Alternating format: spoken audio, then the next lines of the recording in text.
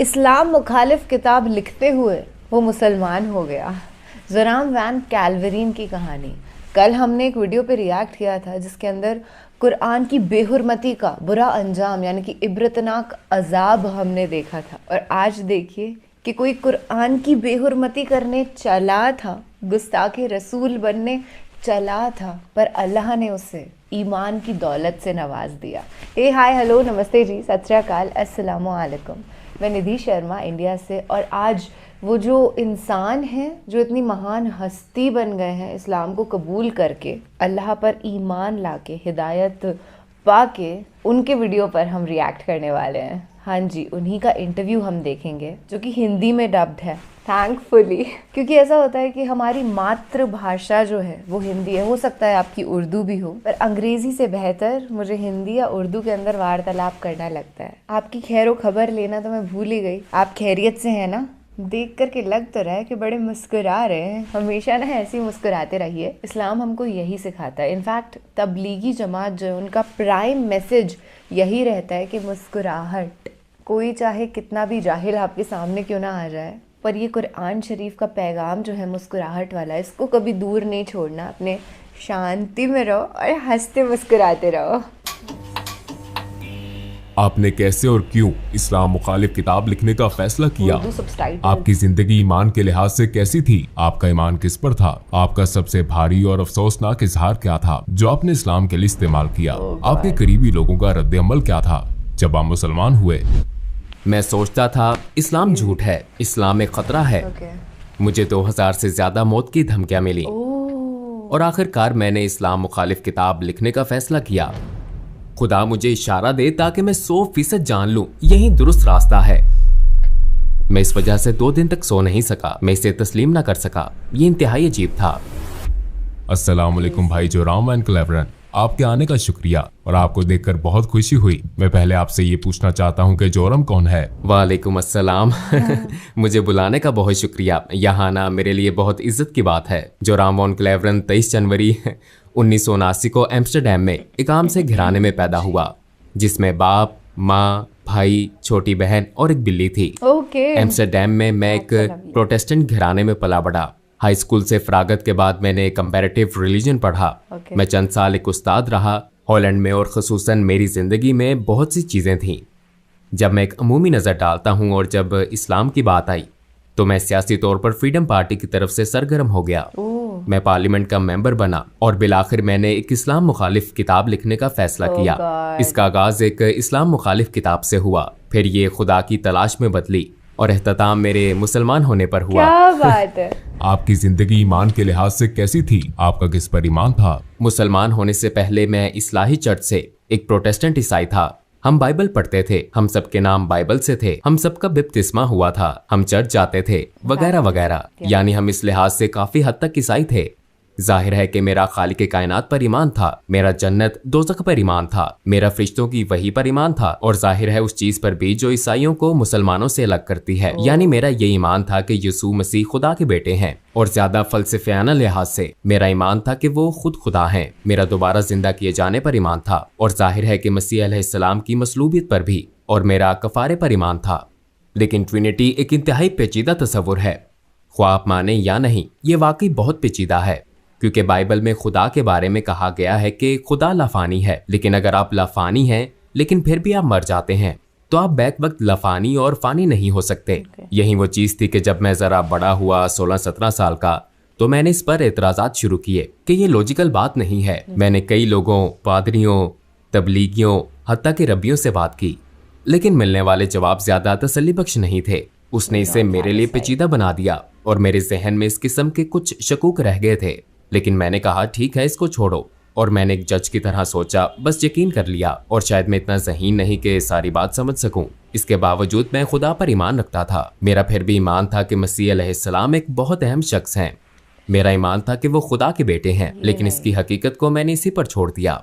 आपने कैसे और क्यों इस्लाम मुखालिफ किताब लिखने का फैसला किया? हाई स्कूल के बाद मैं यूनिवर्सिटी गया और मैंने कंपैरेटिव रिलीजन पढ़ा। और एक काबिल जिक्र बात मेरे ख्याल में ये थी कि मेरा कॉलेज का पहला दिन 11 सितंबर 2001 था। मेरे जहन में पहले से ही था कि अच्छा, ये मुसलमान लोग वो जुनूनी किस्म के हैं और ये मजहब सच नहीं है। फिर चंद साल बाद हॉलैंड में एक शख्स थियो वान गोग था। वो एक मशहूर फिल्मसाज था और उसे सड़क पर मार दिया गया। उसे गोली मारी गई थी और उन्होंने उसका गला काटने की कोशिश की थी और उसके पेट में एक चाकू घोंपा था जिस पर अयान हर्षी अली नामी एक और लड़की के लिए एक लेटर था जिस पर लिखा था अगली बारी तुम्हारी है। लिहाजा इससे मेरे इस्लाम मुखालिफ एहसासात में इस तरह इजाफा हुआ कि मैंने सोचा मुझे कुछ करने के लिए सियासी तौर पर सरगर्म होना चाहिए और अपने मुल्क को इस बुराई या नुकसान से बचाना चाहिए। आपने इस्लाम की वजह से सियासत शुरू की? हाँ, और इसका ताल्लुक इस्लाम से ही था। यही वजह थी कि मैं एक किताब लिखना चाहता था ताकि लोगों को बता सकूं कि इस्लाम दुनिया के लिए खतरा क्यों है। जब मैं अपनी किताब लिख रहा था, जैसे कि मैंने पहले कहा, ईसाईयत से मुतल्लिक सवालात, शक व शुबहात दोबारा उभरे और जाहिर है ये सच्चाई से मुतल्लिक थे क्योंकि मैं एक ईमान वाला ईसाई था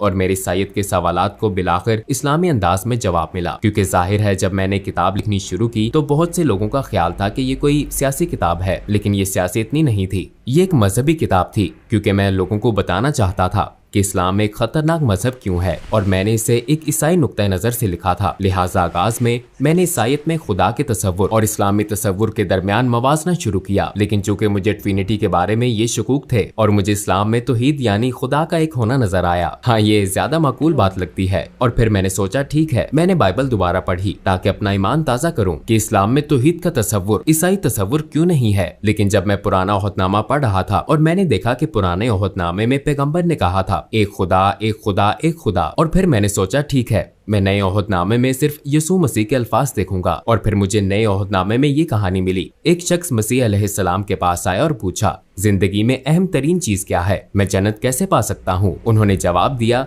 2 चीजें हैं, ए इसराइल तुम्हारा खुदा एक है, अपने पड़ोसी के साथ ऐसा सलूक करो जो तुम अपने साथ चाहते हो। तो मैंने सोचा अच्छा यसू मसीह भी यही बात कर रहे हैं, ए इसराइल तुम्हारा खुदा एक है। लिहाजा मैंने सोचा कि खुदा का ये मुकम्मल मुसलमान तसव्वुर ज्यादा माकूल लगता है और ये वही तसव्वुर है जो मुझे पुराने और नए ओहदनामे में मिला था। और मैंने जाना कि ईसाईयत बतौर मजहब कुछ और सिखाती है, लेकिन ये खुदा का वो तसव्वुर नहीं है जो मुझे बाइबल में मिला। चनाचे कई हफ्तों के मुताले, हर किस्म की किताबें पढ़ने फिर दोबारा पढ़ने के बाद मैंने सोचा ठीक है शायद खुदा की यकताई ही वो चीज है जो हक है। तो इस तरह इसका आगाज हुआ।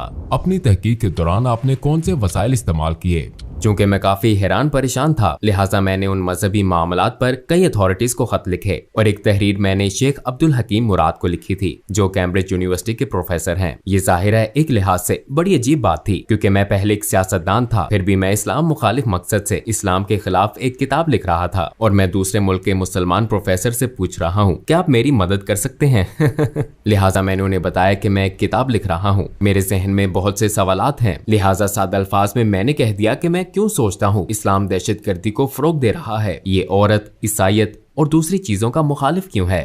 और शायद 6 हफ्तों बाद उन्होंने मुझे एक तफसीली ईमेल भेजी और बराह रास्त समझाना शुरू किया। मेरे बहुत से सवालों के जवाब दिए, लेकिन मुझे ये भी कहा गया कि आपको ये आर्टिकल पढ़ना होगा, ये किताब वो किताब पढ़नी होगी, उस शख्स से पूछना होगा। उनके समझाने का अंदाज बहुत तफसीली था, लेकिन बिलाखिर तमाम किताबें और मज़ामीन पढ़ लेने के बाद मैंने पुराने ओहदनामे के पैगंबरों और मोहम्मद सल्लल्लाहु अलैहि वसल्लम के दरमियान मवाजना किया। अब मेरे पास कोई एतराज ना था कि वो सब पैगंबर हैं और ये नहीं है। और मैंने सोचा अच्छा अगर मैं इन्हीं बुनियादों पर हजरत मूसा को तस्लीम करूं लेकिन पैगंबर सल्लल्लाहु अलैहि वसल्लम को तस्लीम न करूं तो फिर ये कुछ और बात है। मैंने सोचा मैं इन्हें पैगंबर क्यों नहीं समझता। मैंने सोचा शायद इसलिए कि उनकी बहुत सी बीवियां थीं, लेकिन फिर जब आप हजरत सुलेमान को देखते हैं या आप हजरत दाऊद इब्राहिम अलैहिस्सलाम को देखते हैं, पुराने ओहदनामे में कई अफराद का जिक्र है जिनके 1 से ज्यादा बीवियां थीं। हत्ता कि जब आप गैर मजहबी किताबों में देखते हैं तो सकाफती तौर पर यूरोप, अफ्रीका, एशिया, हर जगह ऐसे मर्द हैं जो कई वजूहात की बिना पर कई बीवियां रखते हैं। तो मैंने सोचा कि अच्छा ये भी कोई वजह नहीं हो सकती। तो एक एक करके ये तमाम वजूहात यकजा हुई। बिलाखिर मैंने सोचा कि मुझे कहना पड़ेगा ये सब पैगंबर नहीं है। अच्छा। मगर मेरा इस पर ईमान न था क्योंकि मेरे ख्याल में जो काम उन्होंने किए, जो बातें उन्होंने की, जो मौजज़ात दिखाए वो अपनी बातों और कामों से साबित शुदा थे। लिहाजा फिर तो वो है। और फिर मैंने कहा फिर मुझे ये तस्लीम करना पड़ेगा कि मोहम्मद सल्लल्लाहु अलैहि वसल्लम भी पैगंबर हैं। लेकिन मुझे इसमें शुबा था। तो पहले मैंने सोचा कि तारीख मुझे बताती है कि वो सबसे बुरे शख्स हैं। फिर मैंने कहा कि शायद वो इतने बुरे ना हो, लेकिन वो पैगंबर भी ना हो, और बिलाखिर मुझे ये शुबा होने लगा कि वो पैगंबर ही हैं। हाँ, इसी बात ने मुझे एक बार फिर कई किताबें पढ़ने पर मजबूर किया। और एक बात जो मेरे ख्याल में अब्दुल हकीम मुराद के बारे में बहुत दानिशमंदाना थी, वो ये थी कि उन्होंने कहा, तुम इस्लाम मुखालिफ दलाइल पर जो किताबें पढ़ते हो वो गैर मुस्लिमों ने लिखी हैं। अगर तुम ईसाईयत के बारे में मजीद जानना चाहते हो तो मुल्हिदों की किताबें ना पढ़ो, बल्कि ईसाइयों की लिखी किताबें पढ़ना शुरू करो। वो इस पर क्यों ईमान रखते हैं, उनके दलाइल क्या हैं, लिहाजा इस्लाम के हवाले से भी तुम्हें यही करना चाहिए। इस्लामी असातिज़ा, इस्लामी उलमा वगैरह की लिखी हुई किताबें पढ़ना शुरू करो, और फिर एक ही मौजू पर मुसलमान और गैर मुस्लिम मुसन्निफीन की किताबों का मुवाजना करके तुम देख सकते हो कि कहाँ उन्होंने गलत मोड़ लिया, कहाँ अल्फाज का गलत अंदाज में तर्जुमा किया। बाज़ मर्तबा गैर दानिस्ता तौर पर वो नहीं जानते कि कहाँ चीजें शामिल हुई, कहाँ खारिज हुई। लिहाजा बिलाखिर आपको एक नया मजहब तश्कील पाता हुआ नजर आता है, सिर्फ इन्हीं तमाम बातों की वजह से। और मैंने यही किया। मैंने पैगंबर सल्लल्लाहु अलैहि वसल्लम की जिंदगी पर भी यही किया। मैंने मार्टिन लिंक्स की किताब पढ़ी, the life of the profit, जो मोहम्मद सल्लल्लाहु अलैहि वसल्लम के इब्तदाई माखज़ पर मबनी थी, और जाहिर है ये एक नौ मुस्लिम ने लिखी थी। और उसके दलाइल देने का अंदाज, उसके बताने का, लिखने का अंदाज मुझे बहुत पसंद आया, क्योंकि ये सकाफती मुमासलत थी। मसलन मैं किसी मखसूस मौजू वगैरह पर कैसे जाऊं, और पहली मर्तबा मैंने उन्हें देखा एक जंगजू के रूप में नहीं, क्योंकि मेरे जहन में उनकी यही तस्वीर थी, बल्कि मैंने उन्हें एक बाप के रूप में देखा, और उन्हें एक दोस्त,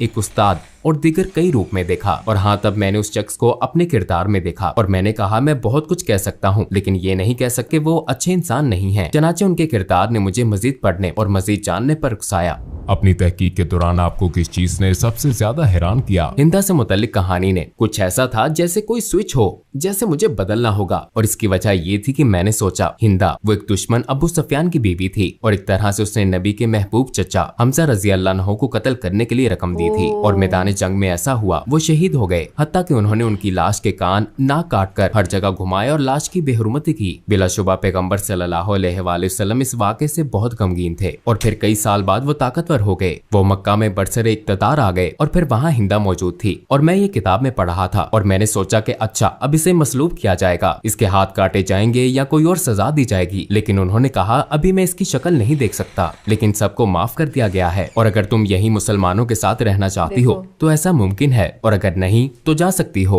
लेकिन अब खून रेजी खत्म हो चुकी है। और मैंने सोचा कि उसे माफ कर दिया गया। अगर आप अपने रिश्तेदार के कातिल को माफ कर सकते हैं, खसूसन अपने महबूब चचा के कातिल को, जिसने लोगों के सामने उनके जिस्मानी अज़ा की नुमाइश की हो आपकी और आपके नजरिए की तहकीर के लिए, तो इसका मतलब है कि आपका किरदार बहुत अजीम है। ये बहुत बड़ी खूबी है, ऐसी खूबी जो बहुत नायाब है, और उन्होंने यही किया। तो मैंने सोचा हाँ वाकई वो बहुत खास इंसान थे। और ये जानने के बाद मैंने सोचा मेरे पास उनके पैगंबर होने के दलाइल हैं, उनका किरदार और दीगर लोगों के साथ उनका सलूक मेरे सामने है। मैंने देखा कि उन्होंने अपने दुश्मनों के साथ कैसा सलूक किया। मेरे ख्याल में वो पैगंबर हैं। लेकिन फिर मैंने सोचा ओ ये तो बहुत खौफनाक बात है, क्योंकि मैं पहले से ही खुदा की वहदानियत को मानता हूँ, और अब मैं मान रहा हूँ कि वो नबी हैं। अगर मैं आपको कहूँ कि खुदा एक ही है और मोहम्मद सल्लल्लाहु अलैहि वसल्लम उसके नबी हैं, ये तो तकरीबन शहादत हो गई। फिर मैंने सोचा चलो किताबें बंद करता हूँ, इसे रोकता हूँ, ये सब गलत सिमत में जा रहा है। और यकीनन मैंने जो पढ़ा या देखा और जो कुछ तजर्बा किया, उसके बायस मैं अब पहले जैसा इस्लाम मुखालिफ नहीं रहा था। मैं आपको बताऊं कि ये सब एक तसव्वुराती कहानी की तरह लगता है, लेकिन आखिर में वाकई ऐसा हुआ। मेज पर ये सारी किताबें पढ़ी थी, और जब मुझे एहसास हुआ कि हाँ ये एक तरह से शहादत है, तो मैंने कहा अच्छा मैं सारी किताबें रख देता हूँ। और मैंने किताबें ऊंची शेल्फ पर रख दी, लेकिन किताबें इतनी ज्यादा थी कि बहुत सी शेल्फ से नीचे गिर गईं, और शेल्फ से गिरने वाली किताबों में कुरान भी था। और जब मैंने इसे उठाया तो मेरा हाथ सूरा 22 आयत 46 पर था, जहाँ लिखा था आंखें अंधी नहीं होती बल्कि दिल अंधे हो जाते हैं। और मैंने सोचा मेरा वाकई यही मसला है, क्योंकि आंखें अंधी नहीं थी। मैं अपने हाथ से लिखा वाकई देख सकता था। किसी ने मुझे ये किताब लिखने पर मजबूर नहीं किया था, किसी ने नहीं कहा था कि तुम्हें ये लिखना है या वो लिखना है। मैंने खुद ही लिखना शुरू किया था, और मैं इसे अपनी आंखों से देख सकता था। लेकिन मैं अब भी ये हकीकत तस्लीम ना कर सका जो मैंने कहा था कि वो पैगंबर हैं, खुदा एक है, मैं तस्लीम नहीं कर सका। तो मेरी आंखें नहीं बल्कि मेरा दिल अंधा था। मैं ये हकीकत तस्लीम ना कर सका, शायद अपने नफ्स या अना की वजह से इसे कबूल ना कर सका। और मैंने कहा ऐ खुदा, मुझे परवाह नहीं कि ये बाइबल का खुदा है या कुरान का, मुझे इशारा दे ताकि 100% दुरुस्त रास्ता जान लूं। फिर मैं सोने चला गया, लेकिन जब जागा तो मैंने खुद को बहुत महफूज महसूस किया। मैं वाकई बहुत महफूज महसूस कर रहा था। मैंने कभी किसी हवाले से इतना महफूज महसूस नहीं किया। मेरा सारा इस्तराब और शक व शुबहात खत्म हो गए थे, सूरज के सामने बर्फ की तरह। और मैंने खुद से कहा शायद मैं मुसलमान हो गया हूँ। फिर जाहिर है मुझे दूसरे लोगों को भी बताना था। आपके इर्द गिर्द के लोगों का क्या रद्द अमल था जब आप मुसलमान हुए?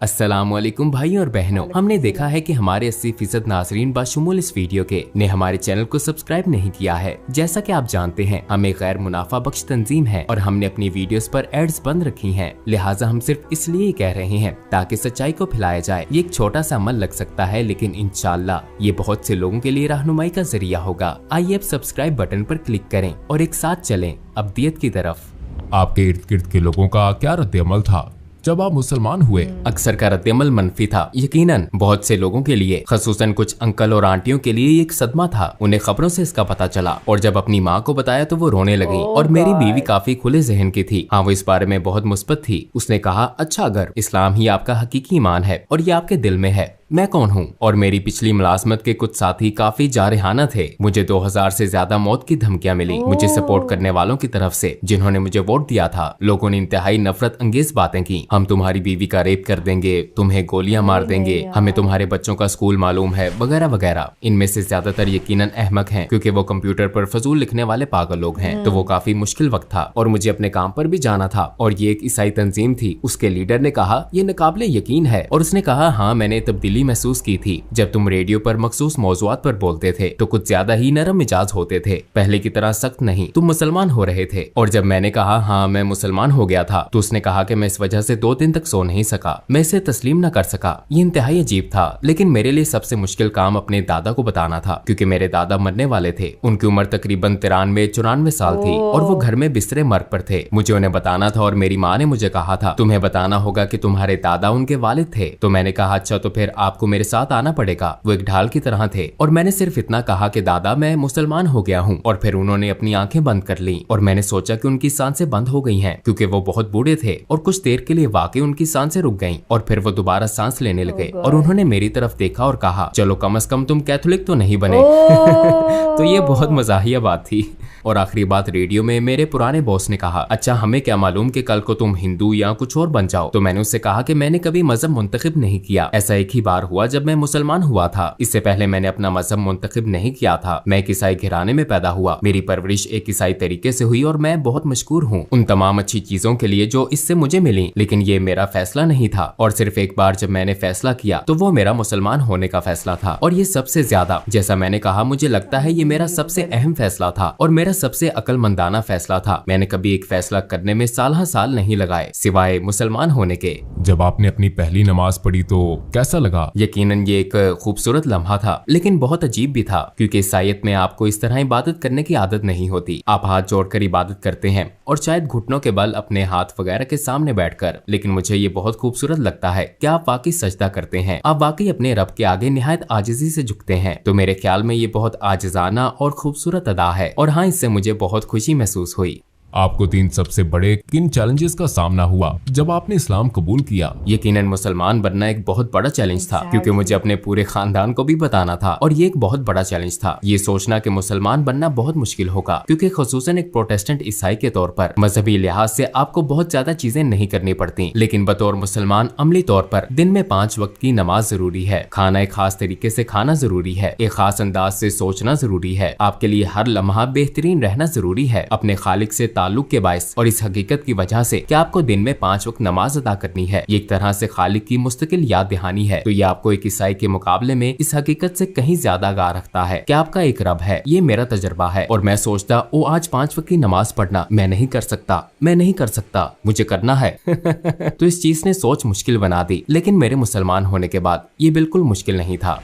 क्या आप अपने बच्चों की परवरिश भी बतौर मुसलमान कर रहे हैं? आप यकीनन कोशिश करते हैं। मुझे पता नहीं कि आप एक मुसलमान की परवरिश कैसे करते हैं। मेरे ख्याल में ये बहुत मुश्किल काम है, खास तौर पर इस दौर में। जाहिर है जब मैंने शादी की तो मैं मुसलमान नहीं था। आपने एक तरह से अहद किया कि आप अपने बच्चों की परवरिश बतौर ईसाई करेंगे। तो मुसलमान होने के बाद जाहिर है मैं अपने बच्चों की परवरिश बतौर ईसाई नहीं कर रहा। अगर ईसाईयत से मुतल्लिक बच्चों का कोई सवाल होता है तो वो मेरी बीवी से पूछते हैं और उन्हें ईसाई जवाब मिलता है। और अगर वो मेरे पास आते हैं तो उन्हें इस्लामी जवाबात मिलते हैं। लेकिन अक्सर वो कहती है कि अपने बाप से पूछो। मेरी बीवी सबके लिए हलाल खाना पकाती है, तो ये बहुत खूबसूरत बात है। वो कहती है मैं 5 खाने नहीं बनाऊंगी तो सब एक जैसा खाना खाते हैं। आप हलाल खाना चाहते हैं तो सब हलाल खाते हैं। तो एक तरह से ये कुदरती अमल की तरह है। इस्लाम के खिलाफ आपका शदीद तरीन और अफसोसनाक इजहार ख्याल क्या था? मेरे ख्याल में इस्लाम एक झूठ है।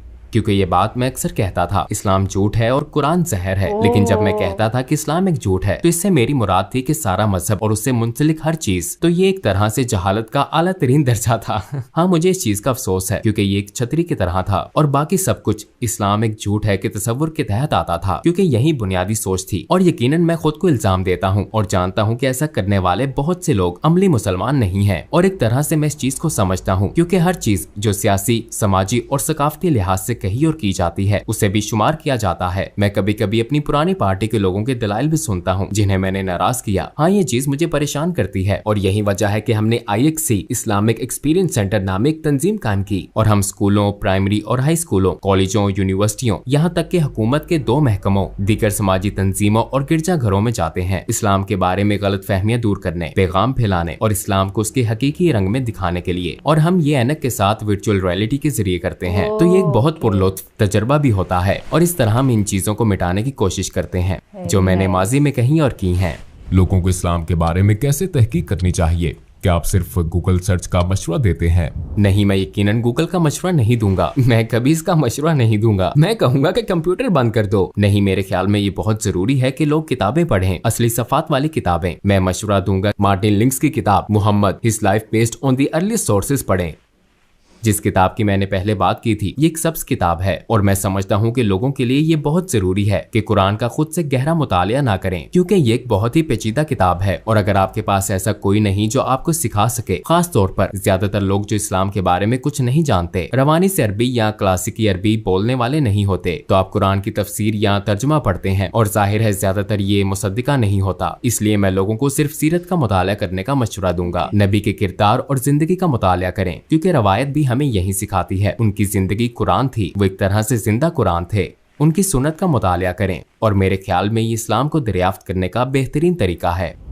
और आखिर में आप क्या कहना चाहेंगे? मैं मुसलमान होने के बाद पहले से ज्यादा खुशो-खुर्म हो गया हूँ, इसलिए मैं सबको मुसलमान होने की दावत देना चाहता हूँ, क्योंकि ये आपकी रूह और आपके दिल को खुशी और सुकून देता है। ये सच है, यह आपके दिलो जान से हम आहंग है। कम अज कम इसे इस्लामी नुक्ता नजर से देखें, सीरत नबी को पढ़ने की कोशिश करें, समझने की कोशिश करें कि मुसलमान किस बात पर ईमान रखते हैं, उनके रवैयों से कताए नजर, क्योंकि मुझ समेत बहुत से मुसलमान हैं जो मुसलमानों की तरह नहीं रहते। मैं हमेशा एक मुसलमान की तरह नहीं रहता, हालांकि रहना चाहिए मुझे भी और बाकी सबको भी। लेकिन आप तमाम मिसालों से बड़ी नबी सल्लल्लाहु अलैहि वसल्लम की मिसाल को देखें और अगर आप उनकी जिंदगी का मुतालिया करें तो शायद आपको रहनुमाई मिल जाए। ये आपको सच की तरफ ले जाती है।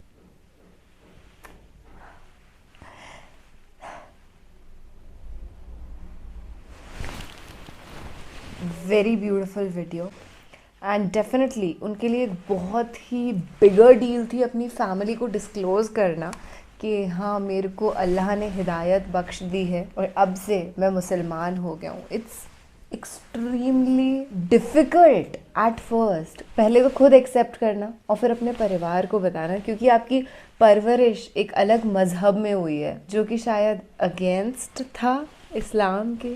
आप खुद ज़ुराम साहब खुद अगेंस्ट थे इस्लामी दीन के कि यार ये ख़राब है, दहशत गर्दी मचा रहा है। और जब हज़रत मोहम्मद सल्लल्लाहु अलैहि वसल्लम साहब के किस्से उन्होंने सुने, स्पेशली वो चाचा जान के साथ जो किया गया, दहशत गर्दी मचाई गई, आतंकवाद किया गया, उनको कत्ल कर दिया गया, फिर भी उन्होंने कातिलों को माफ़ कर दिया, ये बहुत बड़ी बात है। मैं आपको एक चीज़ बताती हूँ, चाइना के अंदर एक मुस्लिम बुज़ुर्ग पिताजी थे जिनके बेटे को एक डिलीवरी बॉय ने कत्ल कर दिया था, मर्डर कर दिया था। जब मैंने ये न्यूज़ सुनी तो मुझे यही लगा कि बाप इतना ज़्यादा दुख में होगा कि वो मर्डरर को हरगिज़ माफ़ नहीं कर सकता, ज़िंदा रहते हुए तो क्या, मरने के बाद भी माफ़ नहीं कर सकता। पर अचंभे से पता है क्या हुआ, उस चाइनीज़ मुस्लिम पिताजी ने माफ़ कर दिया बेटे के मर्डरर को। चंद पैसे के लिए उस बच्चे का कत्ल कर दिया गया था। उसका वीडियो मौजूद है इंटरनेट पे, आप सर्च करिएगा ना, यूट्यूब पे आपको मिल जाएगा। बाकायदा उन्होंने जाकर के उस मर्डरर को गले लगाया है, बोला इट्स ऑल राइट, गलती हो गई थी, मैंने तुम्हें अपने दिल से माफ़ कर दिया है। और आपको जान के बिल्कुल अचंभा नहीं होगा कि वहाँ पे जो जज बैठे हुए थे, ज्यूरी थी, एवरीवन वाज क्राइंग। कोई इतना दिलदार कैसे हो सकता है। Hats off man, big salute. Video को देखने के बाद मेरी आंखों में आंसू उपज आए क्योंकि I genuinely felt very connected. और जब उन्होंने बोला ना कि उन्हें महफूज, पहली बार इतना महफूज एहसास हुआ, तब आपको सुन के ऐसी इच्छा करती है ना कि हमको भी इतना ही महफूज महसूस करना है। ये तभी हो सकता है जब हम पूरी तरीके से अल्लाह को सौंप दें अपने आप को। जैसे एक छोटा बच्चा होता है ना, उसे कोई परवाह नहीं होती कि उसके कपड़े गंदे हो जाएंगे या उसकी कोई चोट लग जाएगी। वो निश्चिंत होता है कि हाँ मम्मी पापा देख लेंगे ना, मुझे क्या टेंशन करने की ज़रूरत है। और वो खेल रहा होता है पूरे वक्त। वैसे ही ना हमें अपने आप को अल्लाह को सौंपना होता है। And it genuinely takes time. ऐसा नहीं है कि आप आज पढ़ने लगे और 10 दिन बाद आप कहें कि इस्लाम कबूल कर लिया मैंने, मैं मुसलमान हो गई। सालों लग जाते हैं इस खोज के अंदर, फिर एक्सेप्ट करने में और फिर अपनाने में सालों लग जाते हैं। पर हाँ, दिल अगर ईमान वाला है तो आप अल्टीमेटली ईमान वाले हो ही जाते हैं। आप लोग कमेंट सेक्शन में ज़रूर से बताइए कि क्या आप ईमान वाले हैं या नहीं, या आप बनना चाहते हैं फ्यूचर में। दुआ मेरी यही रहेगी कि हर इंसान को अल्लाह अल्टीमेट शांति प्रदान करे और नेक आमाल करने की तौफीक अता फरमाए। आमीन सुम्मा आमीन। चलिए आज के लिए बस इतना ही। उम्मीद है आपको बहुत अच्छा लगा होगा ये वीडियो देख कर के। मी बीइंग अ हिंदू, एक सनातनी होकर के मुझे भी बहुत खुशी का एहसास हुआ है कि कैसे बेहुरमती करने एक शख्स चला था जिसे अल्लाह ने ईमान की दौलत से नवाजा। It's amazing, it's ultimate and I am going to show it to my family too. अगर आस पड़ोस में सब फ्रेंड्स रहते हैं, आप घर में साथ में अम्मी अब्बू चाचा एवरीवन इज़ लिविंग, तो आप एक स्क्रीन पे लगाइए वीडियो एंड सब बैठ करके साथ में देखो। नहीं तो फिर शेयर कर दीजिए। चलिए फ़िलहाल मैं आपसे लेती हूँ इजाज़त। आप अपना और अपने पूरे परिवार का ख्याल रखिएगा। अल्लाह हाफिज़।